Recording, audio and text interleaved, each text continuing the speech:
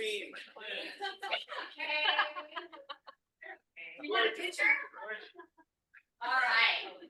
Okay, Wilson, are you ready up there? We're gonna bring you into the big screen over here. So Wilson I'm ready. was gonna be in person, but you guys, his mother is sick, so I want you to take a moment when you're by yourself and say a prayer for his mother and his family. But we are gracious enough that you still wanted to be with us and share your knowledge. He did say, and I'm not gonna allow him to get out of this. He will be coming though. He will be coming twice. I believe you said 2 classes you'll be coming by the end of the year. So I will not forget. I'm happy to. So I saw him at, what was the last family reunion? He was sitting next to me and I didn't even know it was him. He had this ball cap on and he's like, hi, Michelle. I'm like, hey, hi. He's like, Michelle. And I'm like, Wilson? What? I didn't recognize him. You didn't recognize how? Yeah, well, it was like 7 o'clock in the morning, okay? Yeah. Thank you so much for taking the time to be here with us. I know, you should be doing other things, but you're taking time out of your family and taking time out of your day to be with us. So thank you. I appreciate the opportunity to share with everyone here. Obviously it would be very different if I was at your office, and I'm committed to coming likely the second half of this year to share what I've really learned from other people. So, but yeah, I think the best way maybe for me to do this is answer your questions. I know we have a varying degree of teams and individuals in this kind of team meeting, but if you guys do have questions, or maybe even, I know, Michelle, you gave me some guidance on maybe topics that I could talk about, I would love to share so that this is a valuable use of your time. So when you guys leave today, you guys could implement something, or you have a new way of thinking about some things. However I can help, that is the goal, because I'm a forever student myself. I sit on these team meetings, I sit on coaching calls, and anywhere I can soak up information, you will find me there. And I want to make sure this is valuable for you guys. Thank you so much. I appreciate that. You guys have to understand, he has sat on many, many panels at Mega Camp, family reunion, on the stage, on the main stage. And this is huge for you to be in front of us. So thank you. Of course. So I know it's a little harder to get a pulse of the room since some people are joining us virtually as well. And I'm joining virtually, and there's some people in the room. But I think a really good kind of way to maybe conduct this is just have an understanding of what's most valuable for us to talk about today. So I know, Michelle, obviously you're the team leader there and you help a lot of agents. What's top of mind? What are some common things that you're hearing that we can create a discussion around? Definitely listings, right? How are you getting listings? How is your team getting listings? What's the makeup of your team? First off, let me ask you this. How long have you been with KW? Yeah, I know this was a topic too. So I am with KW since August of last year.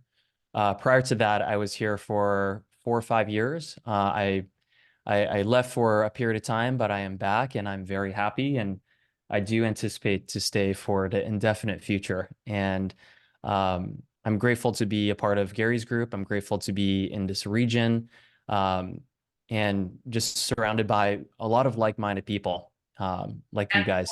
That's definitely important. Wilson, I don't know if you remember, I met you actually when you first started, and you were on a panel and somebody asked you, when should somebody, hire an assistant? And what came out of your mouth, I was like, oh my God, he's amazing. So you have grown so much since then. How many people do you have on your team? Yeah, so our team's very unique and different. We have 11 agents on a team, I think 12 plus agents on what we call the team ridge. I have something that is pretty unique in our market center. We have a team cap, so it allows us to grow. Happy to share different structures that we've used. The core of our business, however, is our team, and it's really modeled based on the MREA models. There's some deviations. I've made some mistakes, and also we've had to deviate for the benefit of retention for experienced agents, and I'm happy to talk about that too. But we are currently supported by 5 staff members for the team of 11 on the team and 12 on a brokerage or the team ridge. That's amazing. I love watching you grow, and I love when you did come back to KW, how you all came back at the same time. That was exciting to watch, so thank you. I'm gonna let you go ahead and share part of those topics. Let's talk about listings. If anybody wants to put in the chat or tell us here what you want to talk about, this is gonna be an open forum, so please let us know. Yeah, so I'm gonna pull up the chat. I know some of us are sitting in the training room, so it's gonna be a bit hard to maybe voice a question or a topic that you would love for us to cover today. But I can go very granular. I can also go very high level when it comes to listings. I think maybe the best way is to give you an idea of what we've done and the market share that we do have and how we built that. And we can go from there, and I'll see if there's any questions that arise. But actually, before I jump into that, do you guys have any questions? Anyone have something that's maybe top of mind that if we could answer that with our time today would be super valuable for you? Anything? What about you guys on the ALC? Anybody, what you're interested in learning from Wilson today? They just want, okay, go ahead, John. I just have a question of how you grew your business so quickly and problems you had in that growth and scaling business. We can talk about growth and maybe year by year how we did it. Yeah. I thought I saw here. Was there a hand over here? No? Okay. Anybody else? Yes, how do you, I pretty much am dying to know your structure and how you stay consistent with it, instead of just strategizing each month, how am I going to pull a listing, instead of these are the steps that I'm doing to get 2, 3, 4 listings per month. Yeah, let's talk about that. I think we can start there too, because I think it's really relative to where I spend my time. And I think everyone has the same amount of time. In fact, some people, I think they want to spend more time with family or they want to spend less time in business. So how can we be very efficient and effective with our time? So we'll definitely cover that. Maybe we can take one more question if there is one. He mentioned his team structure is very unique. Yes. And since it kind of tied in John's a little bit in the sense that his team has grown so quickly over the past year, and I'd love to hear about what the structure looks like and what's attracting people to that. Did you hear that also? Okay. And definitely, what mistakes have you made in the past that you think, oh, I shouldn't have done that, but I'm not going to do it again, right? So obviously, if you're not making mistakes, you're not moving forward. So we're definitely anxious to hear that. Love that. We can cover that too. So let's start with the listings part, because I think that's top of mind, getting more listings. Just so I have a good idea of your market, what percentage, I'm assuming, what percentage decrease is there in sellable units or sold units in the marketplace? And I know there's multiple market centers joining us today, but just maybe an average. If anyone Around knows. 25%, probably. Okay. It's about 25%. I think, and I'm assuming you're comparing it to pre-2022, the rate increases. So Correct. for us, we're down about 40%, which is pretty significant. And I think it's what people are calling the lock-in effect, where there's certain people without mortgages and there's certain people that just have low rates. And until the tolerance of rates, if rates start coming down, people's tolerance will start to ease. And I think there's a lot of pent-up demand. I think it's a really big opportunity for us to focus on listings. And I know we need to survive for the day and for the year. If we can get listings in business this year, that's great. And a lot of what we're doing, at least on our team and that I train on, is focused on getting listings that is 2025, 26, 27. So that's a lot of brand building, awareness building, where you might be building relationships today that might not result in business today, though. But the person that they think of in the future should be you, because there's going to be people exiting the business. There's going to be people that are really inconsistent. There's going to be people that, because production is down 25% in your market, they just have a smaller budget. So we have to get, in my words, lean and mean in our business. We have to stretch every dollar. We have to stretch every hour that we spend. We have to be very efficient with our agents' times and also your staff's times if you have staff members with your team. So let's talk about listings real quick, because if we're talking about time and how we spend it, I think it's going to be really important for me to share with you how I spend it. And for someone that has been focused on listings for the last 7-8 years, I literally just represented a high school friend as a buyer, and the prior person to that, I really can't recall. I probably represent one buyer a year, and that's probably by choice, and it's with intention, because the amount of time that, as you guys already know, for you to represent a buyer is a little bit less predictable than when you represent a listing and a seller. So let me break down the time that we use to spend with a seller. And you might be, as I explain this, I think you might have some limiting beliefs that pop up in terms of, is the person helping me going to be qualified, or the seller wants my attention? I think if there's a way that we can break that belief so that you could be even more effective with your time and not necessarily let go of your business by hiring or having people that support you, or systems that you've built that are really qualified for a seller to really still be extremely happy with your services, that's the goal. So the journey of a seller when they work with us is, it usually results with first a up call. Now, an up call is typically, I'm going to round and be conservative, 30 minutes. The initial consult is the goal after the up call. And usually for me, it's about 90 minutes or an hour and a half. The next part is pricing, 30 minutes, negotiations, 30 minutes, a congratulatory call, 1 minute. The time I spend with a listing is literally going to be less than 5 hours per listing. So how am I able to find more listings? Is because I have more time freed up for lead generation than I have spending time babysitting my escrows or babysitting my listings. Now, what happens with the remainder? Let me walk you through. 30-minute up call. I send an invite to the client. The invite also, I hide the guest list because I send it to my listing coordinator. My listing coordinator is a person that puts the package together. So when I show up for the day of the appointment, I pick it up and I go to the appointment. Why is my first consultation a little longer than probably your average agent?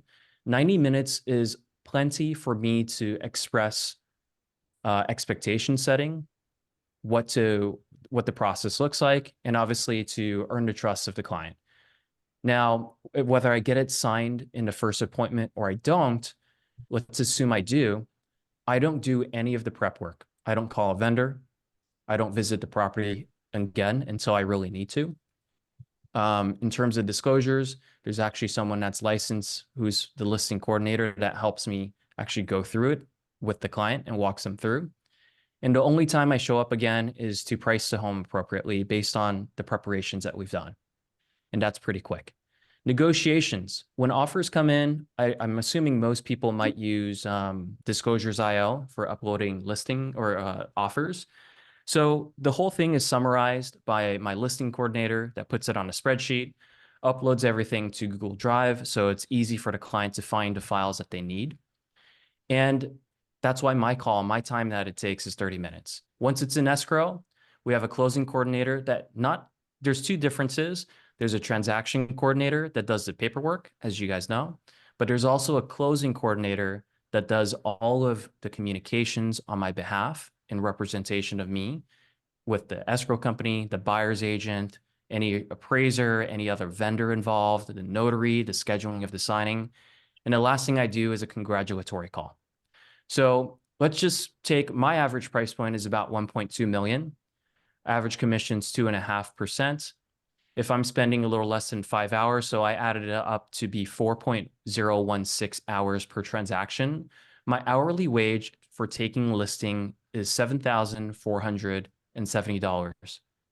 Now that is really efficient. Can we say that's awesome? Yeah.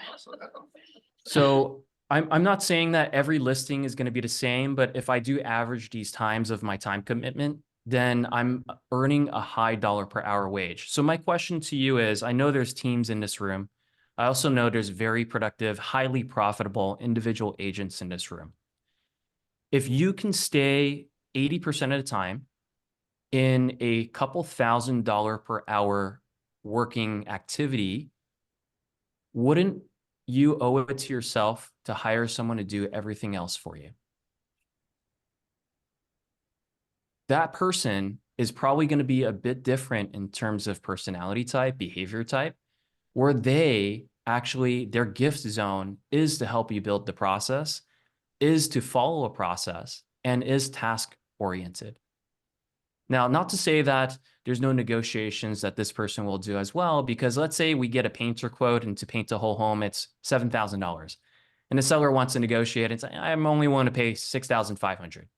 Well, this listing coordinator, or whoever this person is, will also need to be the person that helps you communicate that with the vendor to find a meeting place so you can move that listing forward in the preparation process. But if you're able to give this person the scripts, if you're able to give this person a process to follow, you are highly efficient for you to manage multiple listings at one time. And in fact, have more time for you to find the next one, which we can talk about as well.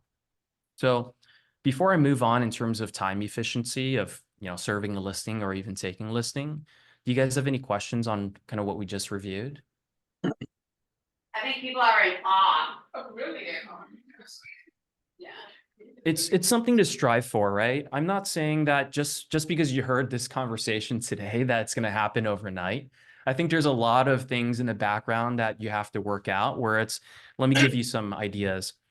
I think if you guys have ever experienced, whether you hired someone or you worked with a vendor and you just, for whatever reason, the interaction made your stomach churn or you just felt sick inside. And usually when that happens, it's because there is a conflict of values of how you would conduct your business with the vendor that you just dealt with. Or maybe you have an assistant and the person does something the wrong way and we are hesitant to correct it, or maybe we do correct it. But the reason why I bring this up is you need to start creating standards and values in your business that you can articulate. So whether it's a vendor or it's someone that you hire, you don't have to reinvent the way that you have to express yourself every single time. And that's why the values of what KW represents, I give props to Michelle for always bringing it up, likely in team meeting, and maybe having a focus every single team meeting of one of the values, because we do need those reminders of how we operate on a day-to-day basis together, because that is the foundational piece of, for example, take integrity. One of the biggest mistakes that I made in my early team building is prioritizing production over integrity, where I allowed a team member to, burn bridges or to walk over other people, even within our own team, to get what they want. But because they got something in escrow, we applauded that. And that was an early mistake that I made, where culture at the end of the day is more important. Regardless, if production's there, if it's turbulent, the person may or may not leave, or the person will burn bridges. It will cause other people to leave. But if you have a solid culture of integrity, you're going to have people that do things the right way. It might be a little more slow going, but you're going to be able to get to a point further and maybe a little more time, but then you're going to be much happier with your business because you don't have to handle as many fires, because the person that prioritizes production and will burn bridges and is tunnel vision to just being, let's say, a shark, is probably not the right fit for a lot of businesses. So with the efficiency of how we conduct and serve a listing, I think the more important part is how we are finding listings. So I have a fun question for the room. What is a consistent way that everyone's finding listings right now, or converting or selling listings? If there is someone that is doing that in the room, I'm sure there are. Go ahead, Rich. Ours been Sphere and open houses. Open houses and Sphere, yeah. Yeah. I love that. Anything else? What else, you guys? Are you buying leads? Are you, what else? They're shy. Anybody online? You're okay. Barb, what do you do? I'm gonna call people out. Barb. Database, buyers that need to transition. Yeah, mainly database, buyers that need to transition, have a home to sell. I have a question, Wilson. I'm sorry, before you go on to the next topic. Yeah. So you said the up call, I assume that's your pre-qual call that you do before the actual consultation is 30 minutes, then 90 minutes for the consultation. You ended with a 1-minute congratulatory call. Can you break down the other timing real quick for me? Yeah, so the And then pricing conversation is 30 minutes and the pricing conversation? negotiations. Mhm. So are you doing the consultation and not having the pricing conversation at that moment? It's later on once the home is ready? Is that essentially what's going on? Yeah, this is a really good question. So for the listing agents in the room, what you often might recommend is making some improvements to a home so you can help them sell for more. If that's the profile, that's a lot of our listings, especially the listings that we get a lot of right now are inheritances, and they haven't Right. had anything done to the home for 20, 30 years. So we have a unique proposition where we call it "We Fix You Profit." We're not contractors, but we will front the cost so that they could sell for more and they become, in essence, the flipper without necessarily needing to use their budget. And it helps us secure listings in our marketplace. I don't know how competitive it is where you guys are located, but that's why the pricing conversation is subject to change, because the day that I meet them for the consultation, we might talk about price and the value today. But as we know, we cannot predict exactly what they want to do to the home. It might take like a 30, 60-day window. And also, if it takes 30 to 60 days, the market might be subject to change too. So we want to give them an update. So that's why the pricing conversation, we don't finalize the price. We might write something. We have to write something in the listing agreement, but we will finalize it at a later date. Got it. So 30-minute up call, 90-minute consultation, 30-minute pricing conversation, negotiations, I think was 30 minutes, correct? That is correct. And the reason why it's only 30 minutes is because our staff members help us prep what we need to share with the client. So we're Got going to it. summarize it in a table, make sure that it's sorted by price. There's obviously other contingencies and terms. If there's, point of sale, who's paying for it. And it's like a quick overview, and it's easy for the seller to process. They're going to end up saying, hey, look, usually they don't even look at the contract because we summarize the big bullet points. They're going to ask, hey, what do you think we should do? And I'll give them my feedback. Got it. And then my second question, and then opening it back to you, is during that up call, consultation, pricing, convo, etc., how are you setting up the conversation to somewhat eliminate yourself from all the other nuances, like how are you introducing your closing coordinator, I guess, who is probably, or the listing coordinator, who's the main contact for your client outside of these 4 or 5 vital pieces you're handling? This is a really good question because I think it's the same question that we often have when we hire a first assistant or hire a first buyer's agent, where we think the client always wants us. But Right. what they truly want, and it's been explained to me very well by other people that have taught career visioning and back in the day Recruit Select, if you guys have taken that class before, is the Nordstrom analogy, which I always refer to. When you shop at Nordstrom, you do not expect there to be any service differences, whether you're in New York or you're in California, right? You expect the return policy to be consistent. And also when you buy something, they put in a bag, they walk around the counter and they say, thank you so much for shopping at Nordstrom. That's called a standard. And I know we briefly discussed that earlier, but as long as you can articulate your standards going back to that, and then you can articulate the standards of operation per position, then you will feel comfortable with the following conversation. And let's say I'm speaking to you, assuming you're the client, and it's Parm, right? Correct, Parm. Mhm. Hey, Parm, I'm so excited to work with you. I'm really also even more excited for you to meet our listing coordinator. She's going to walk through the process with you now that we have a relationship, a working relationship. I know we're going to do some work to the home. She's going to introduce different vendors, help you walk through different quotes, give recommendations of what we should do, and then take it all the way to the point where we hit market. We're going to talk about pricing again. I'm going to introduce her via a group text. So I'm still going to be involved. I'm going to see everything that's happening. And in fact, you can always reach out to me directly if you need to. But Melissa is much better than me when it comes to the listing process and the coordination. And that's all that she does. Let me make sure I create the group text. Do you have any questions about that? Got it. Yeah, and We're it's doing a group text and a group email where the admin will handle that. And I'm just trying to determine if there's even more that I can take off my plate. Yeah, So I think there's a lot it's of a very similar introduction, so. yeah, I there's appreciate a lot that. of trust in that, right? You have to see the transaction go through a couple times for you to feel comfortable and confident in your listing coordinator. And guys, there's no such thing as perfection. Every person, including yourself, makes mistakes. So I think the way that we approach our employees, the way that we approach our buyers agents or our agents on a team is that, hey, look, mistakes are going to happen. That's totally okay.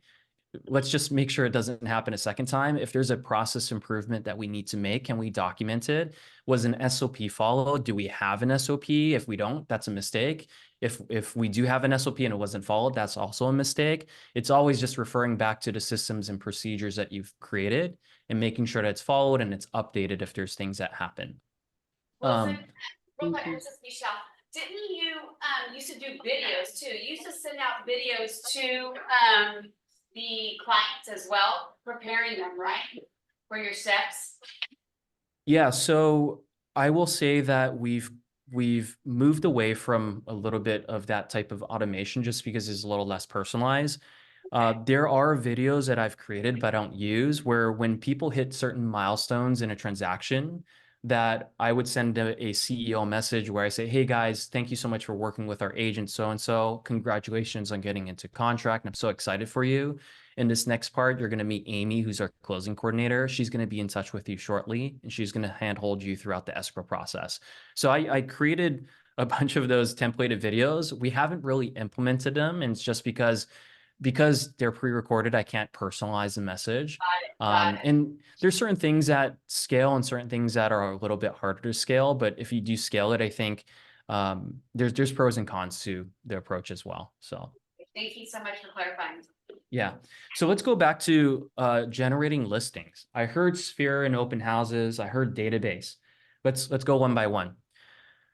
If we remember in the MREA, I think first off, majority of your business coming from Sphere and referrals is a beautiful thing. And I think, in fact, most of us want to get to a point in business where everything just comes to us because of who we are and what we represent.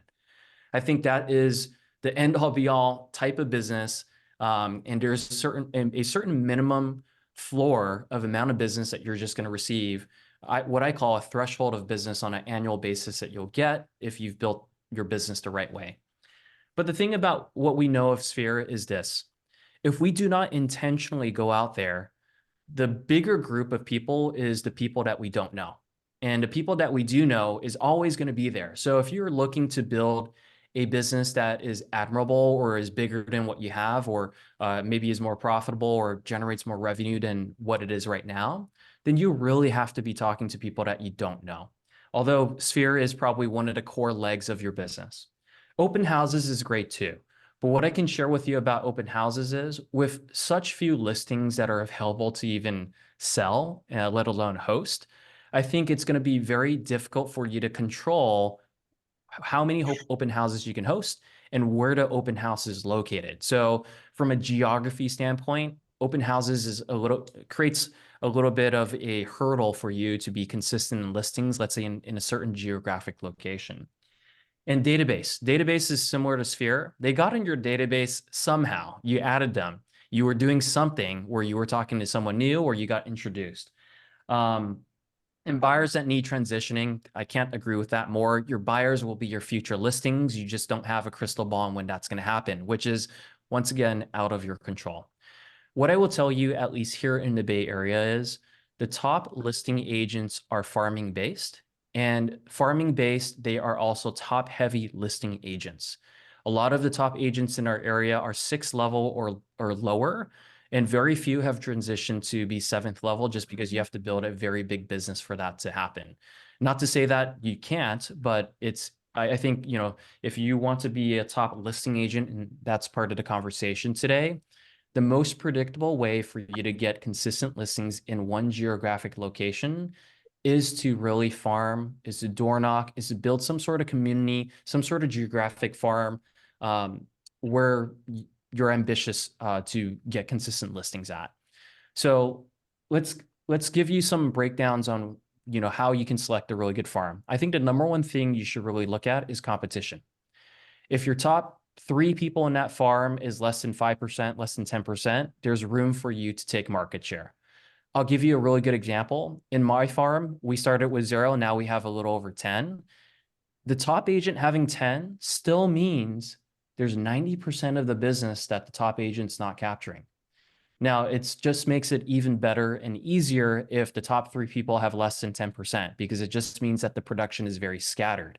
If it's very scattered, then you can make a intentional choice by picking a place where if you spend time and money, the competition will factor more so not necessarily in getting the up call, but more so getting a easier conversion once you're at the appointment.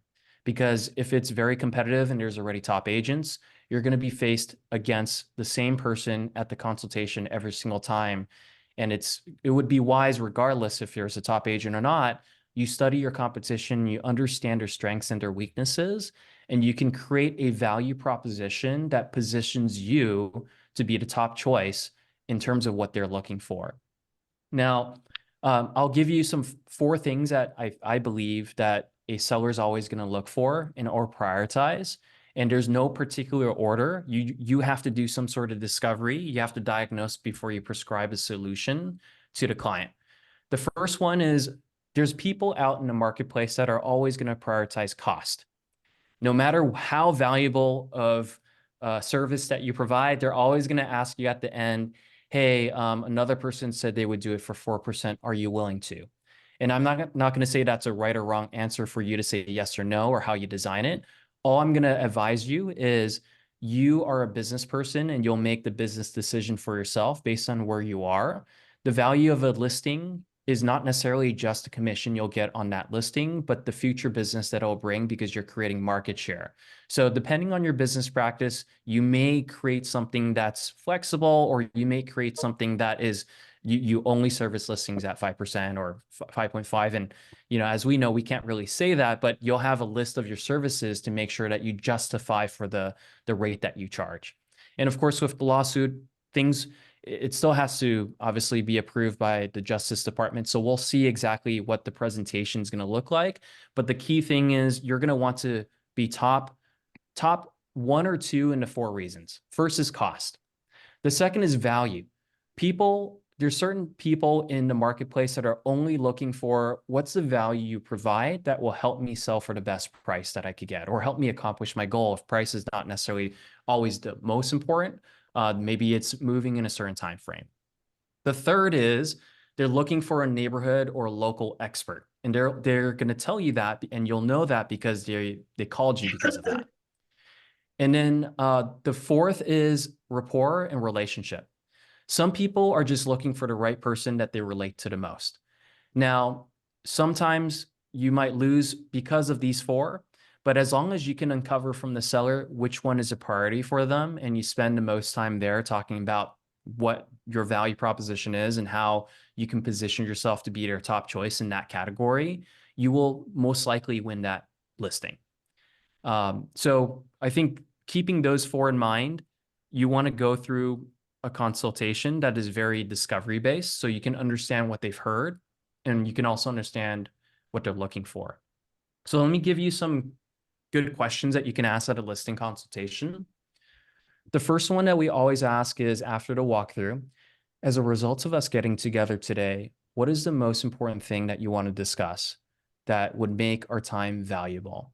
And it's similar to how I started this call, although it's virtual, it's a bit harder to field questions. When you're sitting belly to belly with a seller, they're going to tell you maybe a surface level question, or maybe they will tell you the most important thing. And your job is not to jump into it and start talking about it. You should continue to stay in discovery and continue to ask questions. Hey, great. So it sounds like cost of doing business is really important to you. I wrote that down. Can you share with me what else is important to you so that I can have I can write in my notes and I make sure to cover everything that's top of mind for you. And as you write all those things down, and they're eventually going to say, I think that's everything. Then you can say, so if I hear you, Mr. and Mrs. Seller, correctly, if we are able to give you assurance on and confidence on, question 1, which is what's the rate that agents are charging? What does it come with? Number two is the value of your home and what can we do to improve the value? Number three is making sure that we fit the timeline that you're looking for. You will have confidence that you will be able to move forward, right? They're not going to say no. They're going to say, yeah, you know, those are the most important things. If I have clarity on those, I would love to move forward. Then you are already trial closing at the beginning of the consultation, even before answering a question. And it's very similar on the up call and the pre-call call too. Your job is not to answer and give answers on the first call, because if you're giving answers on the first call purely, you're going to defeat the purpose of meeting with you at the consultation. You want to make sure that you address their concerns, but not necessarily just give them the answers. And I can role play that. I'll give you a really good example. Hey, how much commission do you charge? That's like such a common question we get on a first call. Guess what? If they ask that as a first question, we just figured out what's most important for them, right? So that's how you might have to compete, which is based on expenses or based on the value you provide. So the way that you can address that over the phone is, hey, look, Mr. and Mrs. Seller, I really appreciate you asking me that question. And the reason why most sellers ask that question is because they care about how much they're going to net at the end of the day, which part of that net conversation is how much you're going to get charged when working with an agent. What I can share with you is the way that we conduct our business, and I'm excited to, this is a key, your trial closing. I'm excited to meet you in person to show you exactly the differences that we apply during our listing process to help our sellers get a listed sales price of X percentage or sell for more. And you can give some sort of stat that obviously you can internalize about yourself. And because I'm so excited to share that with you, we will definitely discuss compensation when we get together, because I could be worth 0% to you if I'm the wrong agent. Would you agree? Yes. I could be worth 5% or greater if you've placed that value into services that we provide. And I want to keep this conversation open. And I don't want to just give you an answer just because it's convenient. I trust that you've already heard from other agents. They've probably given you something over the phone, yet you are still calling me, right? And you're still having these conversations because if you already got someone that's going to do a listing for free, you would have worked with them. But you're not, because that is not the most important thing for you. You have goals you want to accomplish, and it's my goal to understand them better. So when's a good time for us to meet so we can understand what you want to accomplish? Well, so And- can you repeat that very first part of that script, please? There's Yes. something I'm trying to type. Thank you. It's Melissa. I'll try to TLDR it. Hey, look, I could be worth nothing to you. I could be worth 5% or greater, depending on how much you place in terms of the value of my services. And I'm excited to share with you what we do differently to help you sell for more. Thank you. And let me give you the structure. The structure is the same when handling any objection. It's always gratitude, repeat and affirm, diplomatically handling the answer, and asking a question, which is we're going to talk about in person. When can we get together? So let me give you the flow of it. Thank you so much for asking that question. Clearly, compensation and how much you pay is very important for you.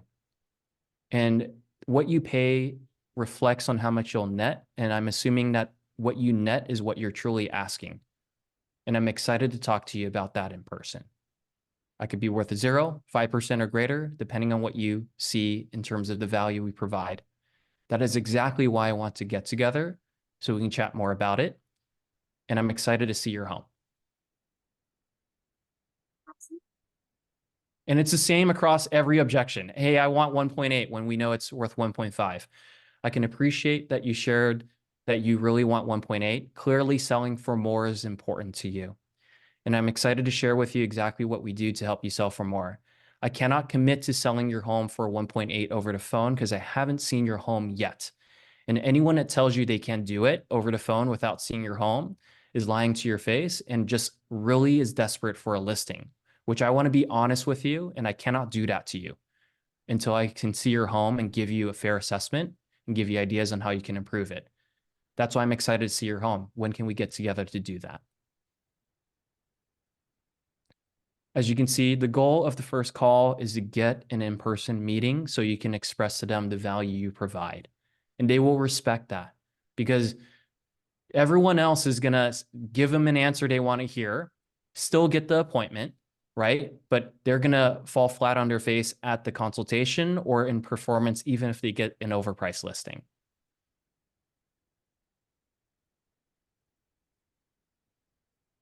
Cool. That was amazing. So we talked a little bit about listings. Let's talk about growth. So I took Recruit Select for the first time when I was a solo agent. I was super frustrated in business. That has now been 8 years ago. And let me share a little bit about my frustration in business that you guys might relate to, depending on where you're at in business. As a solo agent or an agent with maybe one person that's helping you, I think what you'll find is you cannot take vacations without phone calls, emails, without fires and escrows, without a buyer calling you and asking you they want to see a property. So do you truly enjoy your vacation? Say that one more time. That was so good. You cannot enjoy your vacation, even if you want to take one, if you're a solo agent or if you're someone that still does majority of the business practice, the activities. And as much as you're good at everything, I trust that everyone that is a successful agent had to do everything and get good at it. It doesn't necessarily mean you are the best person to do everything. If you think about the best analogy that I heard my first Recruit Select is a doctor's office. If you saw a doctor checking you in, giving you the clipboard, filling it out, collecting your payment, rushing you in, taking your measurements, diagnosing, prescribing you in a rush and say, hey, sorry, I got to go to the next client, you'd feel concerned. You'd feel very concerned. What if their diagnosis is wrong? You know, why did they collect the same amount of payment when I expect a doctor's office to be run with the appropriate staff members and support staff? Our business should be run like that, like a typical, I don't want to say typical, it should be your above average doctor's office where you have a receptionist that's really kind, patient with you, greets you with a smile, just like our director of first impressions at every single office, market center. There's an MCA, right? Because this person is the detail-oriented person that will make sure everything's done correctly on your green sheets, because we know how angry agents get when there's a mistake on a green sheet. But if it's a mistake of the agent, obviously it's on the agent. But the MCA will be there to handhold you to make sure that the green sheet is correct. And then the last person is typically going to be the doctor. And the doctor typically spends the least amount of time, but does the most important things, because a diagnosis and also the prescription to help you with whatever ailment you have for you to feel 100% again is the most important thing. That's the same thing in our business. When we don't have the right people, I think we're going to be that doctor that's a solo operator that's doing everything in a rush that our clients can see through, that we can't, for whatever reason, afford to build a business the right way or to have and afford the right people. So when I've hired my first assistant, I went through the KPA, which back in the day was called something else. I don't remember what it's called. AVA. Yeah, AVA. There we go. You know, the quality of the candidate is based on how many candidates you interview. You've heard this before if you're taking Recruit Select and Career Visioning. If you have one candidate, you're going to do everything to prove to yourself it's the right candidate, and you're going to hire them, whether they're the right fit or the wrong fit. If you have 50 candidates on the table, you're going to see so many people that you're going to figure out which one is the best one. So I think the mistake we often make is first making a decision to hire a salesperson versus an ops person. When you hire a salesperson, you are basically acting as the ops person supporting the salesperson. You haven't solved the main issue, which is making sure that you and your salesperson or salespeople are working on the highest dollar productive activities. Because if you don't have an ops person taking away the tedious things, the process-oriented things, the quality of life is not going to improve with an additional 1, 3, 5 salespeople in your business. You might think that it will alleviate you because you have a lot of leads, but once the leads go in contract, or once the leads need to draft an offer, or once the leads, they have different needs and responsibilities, guess whose plate it lands on? You as a lead agent. So you go through a massive amount of applications for you to find the right person. And once you find the right person, you don't necessarily need to figure out all the processes and procedures. If you hire the right personality fit with the right track record of success in that role, they will probably be someone that's process oriented that will create the systems that you need in your business. So that is the first hire. Now, once you have that first hire, guess what you've given up? Everything administrative. So now you can focus on your 20%, which is sales. The second thing that you're going to need to focus on and to make a differentiation on is, do you service sellers or do you service buyers? We just had a conversation on sellers. It's much higher leverage, more predictable in your business because you can actually design it the way we have or take a variation of it or deviate from it and spend minimal amount of time making a maximum amount per hour because it's a highly skilled kind of role. So with that, that means you need to find people that can service your buyers. Is it a showing agent? Is it a direct hire to a buyer's agent? Is it an ISA? Is it a staff member that takes showings for you and you pay hourly? You can design it any way you want. You can deviate or you can follow the MREA model, right? And I'm not saying there's a right and wrong. It's just that your business is unique to you and you will design it so that it will work for you. And that's how we kind of grew. It's Ben Kenny's question. How can I incrementally remove myself from every role and responsibility in a business based on the dollar per hour? And you constantly focus on getting a higher dollar per hour, even if it's aspirational. Now, it's hard to do because sometimes we have to delegate work and we have to let go of things. But unless you're willing to be uncomfortable doing that, you're always going to hold on to the $20 per hour responsibility that you're unwilling to give up. And basically, by you doing that, you're saying it's okay to your family that you're willing to make $20 an hour, when as an agent, if you focus on the right activities, it should be hundreds, if not thousands. And whether you're working a 40-hour work week, more or less, if you scrutinize how you spend your time, you're probably going to be able to poke holes on the places that you're spending time on $20 per hour work.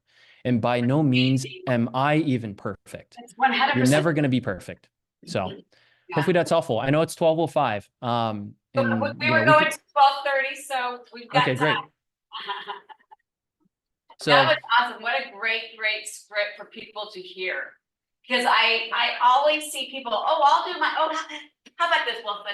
If somebody came to you and said, I do my own transaction coordinating, what do you say? if you're willing to do transaction coordination, which is paperwork, let's just assume that you pay, in our area, it's like $400 to $500. Let's just be conservatively high, $500. And it's, let's say, I don't even know, 2 to 5 hours of paperwork time. Even if you have one transaction per week or per month, let's just break it down by per week. You have 40 hours of work. If you work more than that, what does Gary Keller say? You're cheating yourself away from having a good quality of life to be spent with your family and your friends to enjoy, right? Because if you are efficient with your 40-hour work week, then you will have an amazing life with leverage, with high income and high profitability if you do it the right way. So by you working on files for 2 to 5 hours, let's say for your week, because you have 1 or 2 escrows, you've taken the 2 to 5 hours away from your 40-hour work week to be more productive.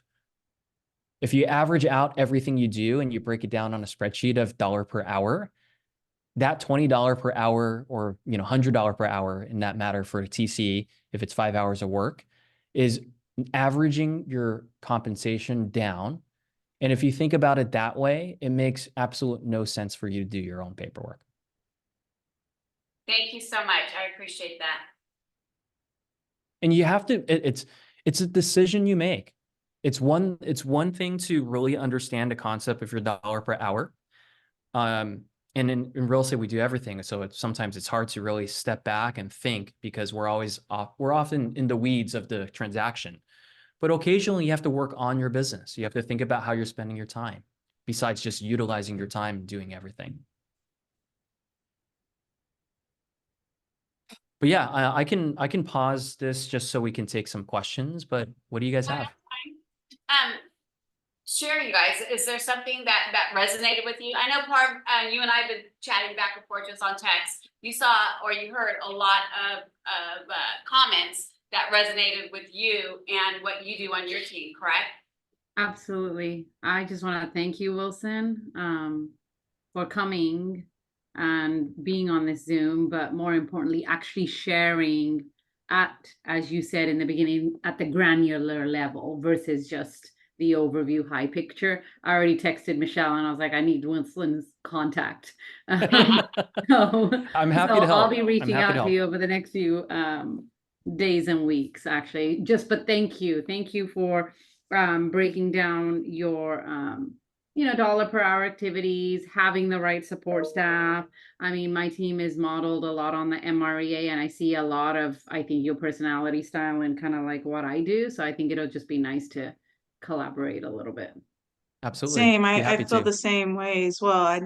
I need to know how to get to that MREA level and monitoring the dollar per hour, like you say, then that means that my business is, oh my gosh, I make way less than what I think that I should be making. So yeah, I'm gonna definitely need to reach out to see how I can set myself up in alignment like yours. Thank Let me you. give, yeah, let me give additional thoughts on this because I think oftentimes a limiting belief we have is, hey, look, because the way it's a little rigid in this call because I'm assuming I'm talking to team leaders and also individual agents that aspire to have a team. I know there's probably EAs in this room. There's probably support staff in this room. And by no means am I saying I'm too good for $20 per hour work. The way that it is appropriately articulated is this. Let's say, I'll take Parm for example, and I'm your team lead, and I hired you to be like my director of ops. Parm, the way that we can grow together is by differentiation and specialization. What I'm really good at is the sales responsibilities, regardless of dollar per hour. And because I hired you and I reviewed your personality assessments and your behavior and your work and track record, you're really good at processes. You're really good at making sure that T's are crossed and I's are dotted. You're really good at putting out fires, and I'm really good at creating fires, is what I'm saying. And if we work together in lockstep and working in our own respective departments, we're going to grow. And as we grow, that is going to create more opportunities for both of us to either increase our income, to increase the size of the team, to serve more clients. Because at the end of the day, a byproduct of helping clients is getting compensated more. And the more clients we can help, the more we can get creative with compensation, the more your role grows, regardless of what you make today. Because when you hire that first assistant, I'm now speaking to everyone here. When you hire that first assistant, it's easy to find someone that wants a job. It's hard to find someone that sees the vision that you've created of the business that you're looking to create. And that's why it's so important to spend that time up front to paint a picture of what your team could look like or your business could look like in the future, who it serves, what you're contributing to your community or your neighborhoods, right? And that is your niche. And one of the questions we had early in the call is, how are you attracting agents? I'm just super visible doing quality work. I do not have a recruiting strategy. If people want to explore joining, they will come shadow our team meetings, which we host 3 times a week in person. And we'll also figure out if it's a mutual fit for this person to be on the team, whether it's sales or ops. If they're awkward at the meeting, for a salesperson, that's probably a no-go because first impressions matter. If their first impression for us is not really positive, the first impression for a client that we give them is probably not going to be too good. So everyone's qualifications are going to be different. But I just wanted to speak on that real quick because it's not necessarily I'm too good or we're too good for $20 per hour work, but as long as we have differentiation, regardless of dollar per hour, we can grow. And if we can grow, everyone wins. It's different personalities. I can vouch for the fact that hiring the right admins changed my world years ago. And it's just about finding the right fit. And as Gary would say, make sure you continue to work on finding the right fit and be quick on those decisions, slow to hire, Yes. fast to, don't want to say fire, but if it's not a good fit, it's not meant to be. So Absolutely. Finding that right listing coordinator, closing coordinator, admin, support staff, and doing it the right way through recruit, select, et cetera, is imperative. It's just important to know that you should not be hiring somebody and finding a position for them. You have the position open for that person on the team. You need to make sure you go through the KPA, make sure it matches properly, and ask the right questions. Absolutely. It's a very slow process intentionally, just like if you're finding a partner for life, this is a partner in your business life. Right. And if let's take, for example, it's your first hire. Your first hire isn't someone that just wants a $20 per hour wage. We've said that already. But your first hire should be the ops admin person that will be with you for years to come, where they can specialize and be a rock star outside of just being a jack of all trades in the beginning. They're going to specialize and become someone that plays a really, really important role in your business. And they will grow into whichever aspect they want to, as long as you give them the room to be able to do so. And they're going to be happy because you were able to do that. So I think it's a constant conversation with them too. It's like, hey, what do you want to learn next?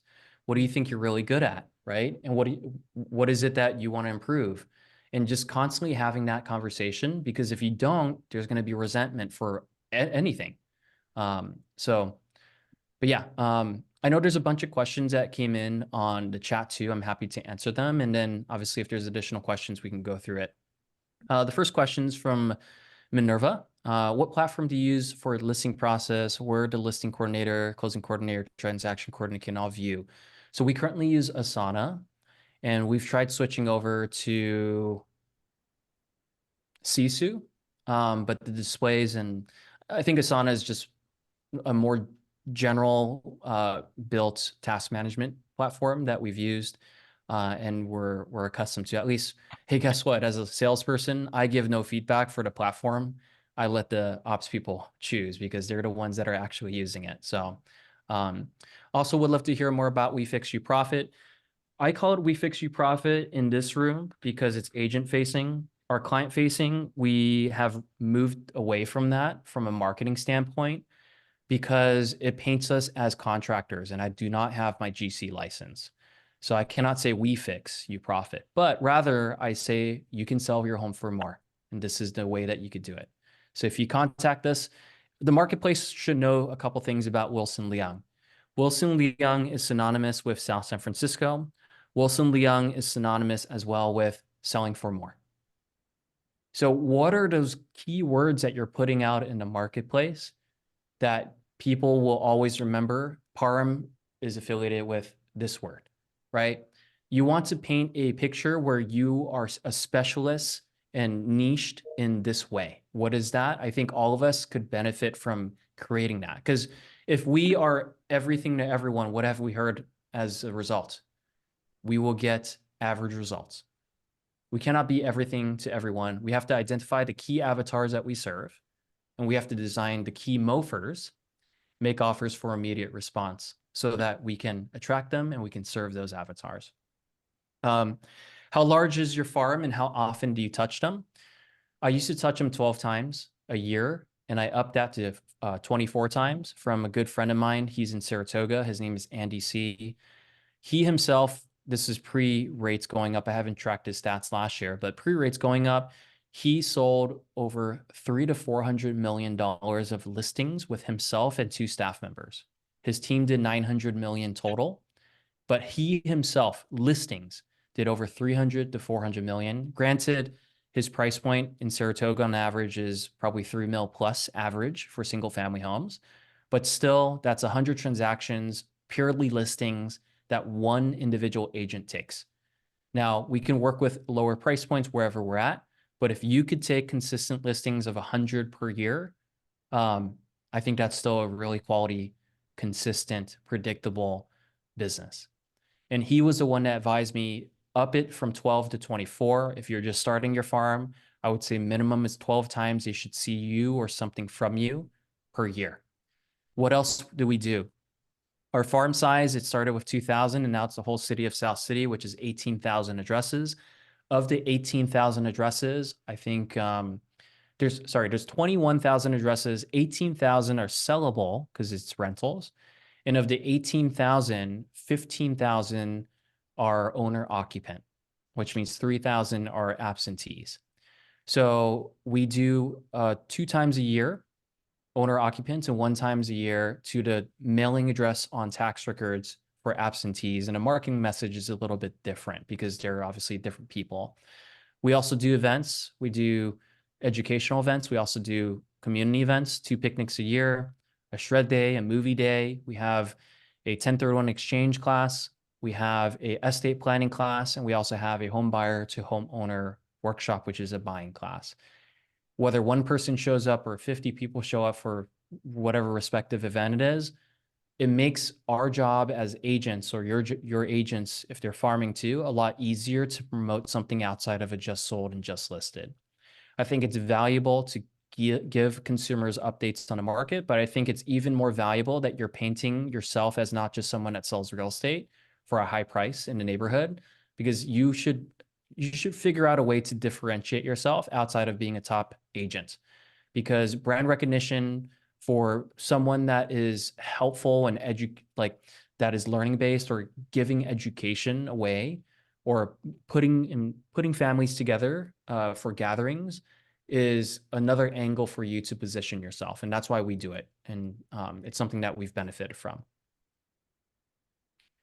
The last question was, do you cold call? I used to cold call. I used to circle dial.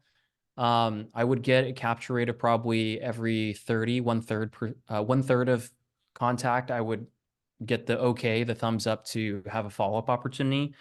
I built a database of 800 people by circle dialing early in my career. But what I found was that face-to-face interaction was so much more impactful, even if it was a hi bye and a smile, when it comes time to interview for the listing, if they call you, and is more memorable for them to actually just call you to interview you versus, 4 phone calls a year, which is still very important. So I think the more effective is belly to belly in the area that you want to get market share. What questions do we have? Anything else, you guys? Was this amazing or what? Yeah, a lot of people are getting a ton of value. We really appreciate. I'm happy to hear that. We just need to figure out what the next step is, right? When you come back, what are we gonna chat about? I'm happy to deep dive anything. I'm still in the business. I'm 6th level. That's why I think this is kind of like intimate knowledge to me, because I'm in the day-to-day, just like you guys. REA book, right? If we're gonna understand what the 6th level, because there's a lot of people I notice on Zoom that were fairly new, and he's running his business exactly like the Millionaire Real Estate Agent book. It's the MREA book, the red book. You should know that book inside and out. So if That you're is going true. belly to belly but you've been doing this for a long time, and the cold calls don't resonate with a lot of us, or we feel like we have to do them to get business.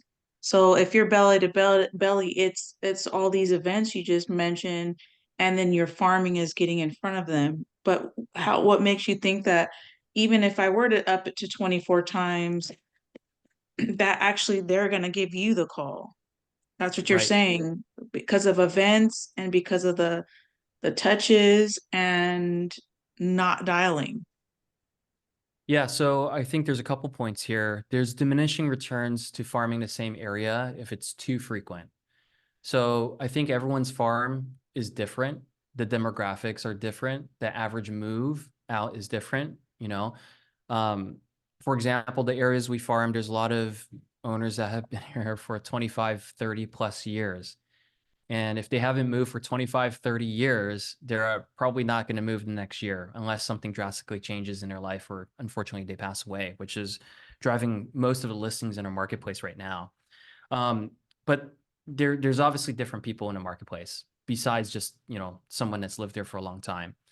And the reason why I prefer to take a shotgun approach versus a very specific, like you buy data and you send it to people that are quote unquote likely to move, is because that data alone and that specialized kind of mail approach actually creates more friction for me or for individual agents to just get out there and have conversations.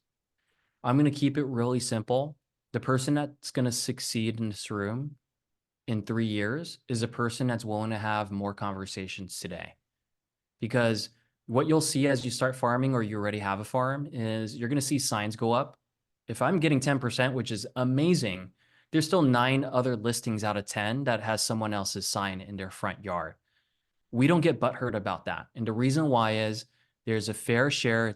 It's abundant out there. I unrealistically cannot build a relationship with every single person on the same block in the same neighborhood.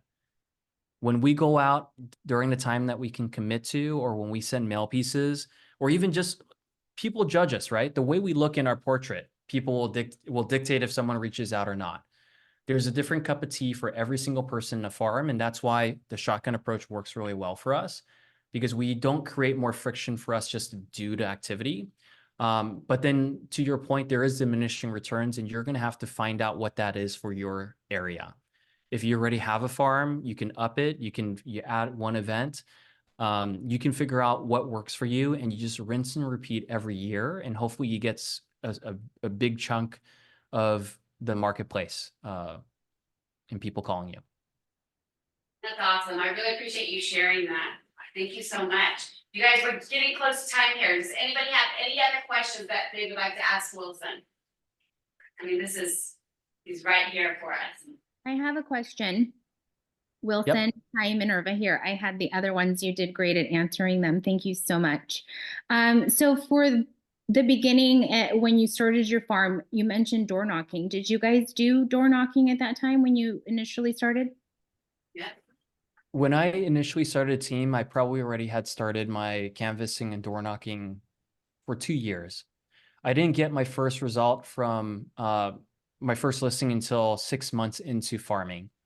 And early on in my farming career, I literally printed things at the office. They were not very professional, like printed at a printer, but it worked. The key thing is being consistent and sharing a consistent message and people seeing a consistent face. And that's a key. That will drive the right behavior where you're going to become memorable and hopefully for the right reasons.